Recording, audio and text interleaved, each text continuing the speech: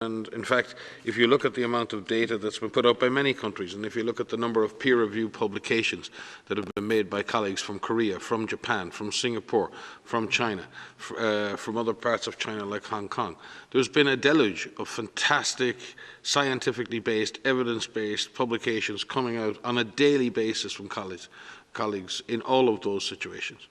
There have been, I think we had 27, you were saying this morning, Maria, different teleconferences going on today with experts all over the world sharing real-time information with each other, and they all include colleagues from China and colleagues from Asia. So I think we need to be very careful also not to be profiling certain parts of the world as being uncooperative or non-transparent.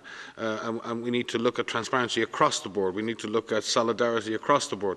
We need to look at contributions across the board. We need to compare apples with apples and oranges with oranges. We need to look at the epidemic in Switzerland as a population-based epidemic and the epidemic in Italy. We need to look at what are countries, and if one country is only sampling cases over a certain age and with certain symptoms, are they being non-transparent, or are they preserving maybe a very precious diagnostic resort and they don't have the capacity to test? So sometimes we attribute lack of transparency to what are natural limitations in a response or natural limitations in the lack of availability of information.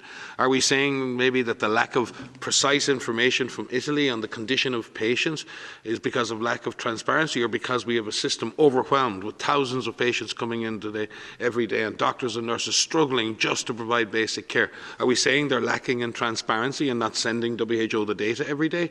No, we need to look at the context here, and I think we need to show a little bit more balance. We need to be critical, and we will work with every single country to ensure that we're getting the best possible data from them.